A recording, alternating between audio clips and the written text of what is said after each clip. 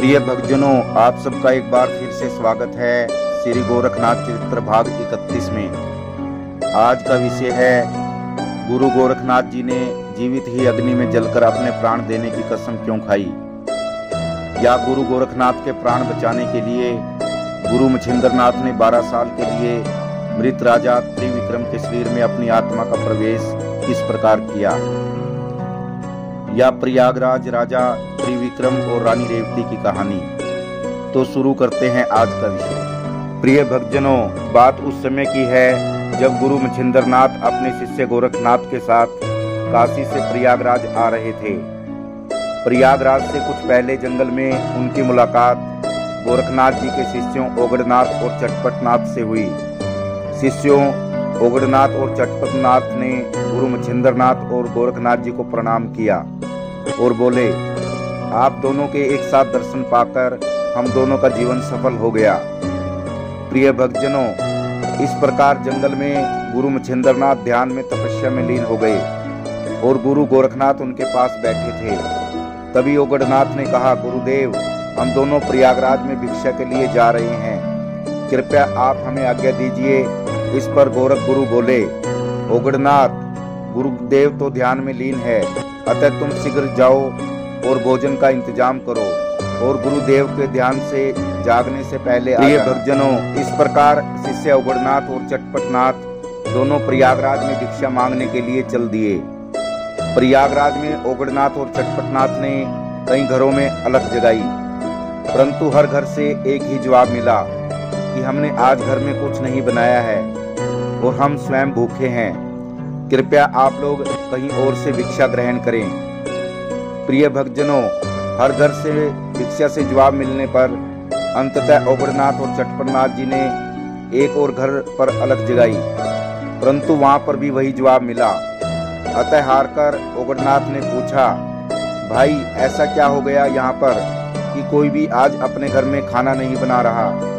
तब एक प्रयागराज निवासी ने बताया, आज आप लोगों को कहीं भी भिक्षा नहीं मिलेगी, क्योंकि आज हमारे भगवान स्वरूप राजा त्रिविक्रम स्वर्ग सिधार गए हैं। इस पर ओगड़नाथ ने पूछा, भाई एक राजा के मरने पर इतना शोक क्यों है। इस पर प्रयागराज वासी ने जवाब दिया, राजा त्रिविक्रम हमारे लिए भगवान के सम्मान थे और वो अपने राज्य निवासियों को अपनी संतान से भी ज्यादा प्यार करते थे।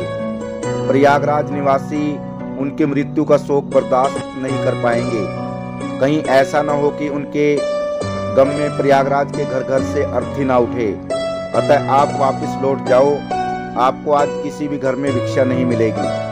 प्रिय भक्तजनों, प्रयागराज निवासी की बात सुनकर ओगड़नाथ और चटपटनाथ वापस गुरु मच्छिंद्रनाथ और गोरखनाथ के पास पहुंच गए, क्योंकि ओगड़नाथ और चटपटनाथ पहले से ही बहुत विलंब से पहुंचे थे और खाली हाथ थे। तब गोरख गुरु ने पूछा, आप दोनों का इतने विलंब से और खाली हाथ आने का क्या कारण है। प्रिय भक्तजनों, इस पर ओगड़नाथ और चटपटनाथ ने पूरी वार्ता और राजा त्रिविक्रम के मृत्यु की संपूर्ण जानकारी कह सुनाई। गोरख गुरु राजा त्रिविक्रम से बहुत प्रभावित हुए और सोचने लगे, ऐसे प्रतापी और दयालु राजा का मरना उचित नहीं है। तभी गोरख गुरु गुरु मच्छिंद्रनाथ से बोले, हे गुरुदेव, कृपया आप राजा त्रिविक्रम को जीवित कर दें। प्रिय भक्तजनों, इस पर गुरु मच्छिंद्रनाथ बोले, शिष्य गोरखनाथ, यह संभव नहीं है, क्योंकि राजा त्रिविक्रम की मृत्यु के साथ ही उनकी आत्मा ब्रह्म में लीन हो गई है। प्रिय भक्तजनों, इस पर गोरख गुरु आवेश में आकर बोले, गुरुदेव, यदि आप राजा त्रिविक्रम को जीवित नहीं करेंगे तो मैं अपनी शक्ति से राजा त्रिविक्रम को जीवित कर दूंगा, अन्यथा मैं प्रतिज्ञा करता हूं कि मैं जीवित ही अग्नि में जलकर अपने प्राण दे दूंगा। प्रिय भक्तजनों, ऐसा कहकर जैसे ही गोरख गुरु ने अपनी योग माया से राजा त्रिविक्रम के मृत शरीर को देखा तो वो हैरान हो गए कि राजा त्रिविक्रम की आत्मा तो ब्रह्म में लीन हो चुकी है, मैं उन्हें जिंदा नहीं कर सकता। प्रिय भक्तजनों, पर गोरख गुरु ने तो आवेश में आकर अपने प्राण जलती अग्नि में न्यौछावर करने की कसम ली थी। इसलिए गोरख गुरु शिष्य ओगड़नाथ से बोले, ओगड़नाथ, मेरी चिता के लिए लकड़ियों का इंतजाम करो। इस पर ओगड़नाथ जी बोले, गुरुदेव, हम भला ऐसा कैसे कर सकते हैं कि अपने जिंदा गुरु की मृत्यु के लिए लकड़ी की चिता तैयार करें। प्रिय भक्तजनों, तब ओगड़नाथ और चटपटनाथ गुरु मच्छिंद्रनाथ से बोले, गुरुदेव कृपया आप ही गोरख गुरु को समझाइए। इस पर मच्छिंद्रनाथ जी बोले, प्रिय शिष्यों, गोरखनाथ किसी की बात नहीं सुनेंगे, क्योंकि वो अपने प्रण के पक्के हैं। क्योंकि जब वो छोटे थे तो मेरे एक दही बड़े खाने की इच्छा को पूर्ण करने के लिए उन्होंने अपनी एक आंख निकाल कर दे दी थी। प्रिय भक्तजनों, इस पर ओगड़नाथ और चटपटनाथ बेचैन हो गए और गोरख गुरु उनको चिता के लिए लकड़ियों का इंतजाम करने के लिए जोर देने लगे। तभी मच्छिंद्रनाथ जी बोले, शिष्य गोरखनाथ, मैंने इस समस्या का समाधान निकाल लिया है। तुम्हें जिंदा ही चिता में जलकर अपने प्राण देने की आवश्यकता नहीं है। मैंने ऐसा सोचा है कि जिससे राजा त्रिविक्रम भी जीवित हो जाएंगे, जिससे प्रयागराज की प्रजा भी खुश हो जाएगी और राजा त्रिविक्रम के जीवित होने पर तुम्हारी प्रतिज्ञा भी पूरी हो जाएगी। प्रिय भक्तजनों, इस पर गोरख गुरु ने पूछा, गुरुदेव ऐसा कैसे संभव है, क्योंकि राजा त्रिविक्रम की आत्मा तो ब्रह्म में लीन हो चुकी है, उनको कोई भी जीवित नहीं कर सकता। प्रिय भक्तजनों, इस पर गुरु मच्छिंद्रनाथ बोले, प्रिय शिष्य गोरख, मैं अपने प्राण त्याग कर अपनी आत्मा को राजा त्रिविक्रम के मृत शरीर में प्रवेश करवा दूंगा, जिससे वो जीवित हो उठेंगे।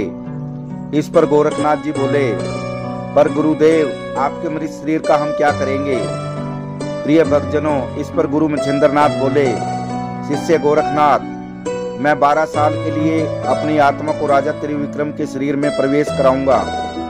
अतः तुम 12 साल के लिए मेरे इस शरीर को किसी सुरक्षित स्थान पर रख देना, जहां इस शरीर को कोई हानि न पहुंचा सके, ताकि 12 साल बाद मैं पुनः अपने शरीर में प्रवेश पा सकूं। प्रिय भक्तजनों, इस पर गोरखनाथ जी बोले, गुरुदेव ये सब तो ठीक है कि 12 साल के लिए हम आपके शरीर को किसी सुरक्षित स्थान पर रख देंगे, परंतु गुरुदेव मैं 12 साल आपके बिना कैसे रह सकूंगा। मुझे आपकी याद आएगी तो मैं क्या करूंगा। प्रिय भक्तजनों, इस पर गुरु मच्छिंद्रनाथ जी बोले, शिष्य गोरखनाथ, जब भी तुम्हें मेरी याद आए तो तुम प्रयागराज राजा त्रिविक्रम से मिलने चले आना, क्योंकि राजा त्रिविक्रम से मिलते ही तुम्हें मेरे दर्शन हो जाएंगे, क्योंकि उनके शरीर में मेरी आत्मा होगी। प्रिय भक्तजनों, इस प्रकार गुरु मच्छिंद्रनाथ ने अपनी आत्मा का प्रवेश मृत राजा त्रिविक्रम के शरीर में करवा दिया और राजा पुनः जीवित हो उठे। राजा के जीवित होते ही रानी रेवती खुशी से झूम उठी और प्रयागराज की प्रजा भी अपने राजा के जीवित होने का समाचार सुनकर खुशियों से झूम उठी। उधर गोरखनाथ जी अपने शिष्यों के साथ गुरु मच्छिंद्रनाथ के मृत शरीर को लेकर जंगल में उनके शरीर की सुरक्षित रखने के लिए उचित स्थान ढूंढने लगे। प्रिय भक्तजनों, ये था श्री गोरखनाथ चरित्र भाग 31। आगे की कहानी के लिए कृपया श्री गोरखनाथ चरित्र भाग 32 जरूर देखिएगा, जिसका विषय होगा कैसे चरवाही ने गुरु मच्छिंद्रनाथ के मृत शरीर वाली गुफा का राज रानी रेवती को बताया, क्यों रानी रेवती ने गुरु मच्छिंद्रनाथ के शरीर के टुकड़े टुकड़े करवाकर जंगल में फेंकवा दिए। तो कृपया आगे की कहानी के लिए श्री गोरखनाथ चरित्र भाग 32 जरूर देखिएगा। प्रिय भक्तजनों, यदि यह वीडियो आपको पसंद आया हो तो वीडियो को शेयर करना और चैनल को सब्सक्राइब करना। आप सभी दर्शकों का धन्यवाद। जय श्री गोरखनाथ जी।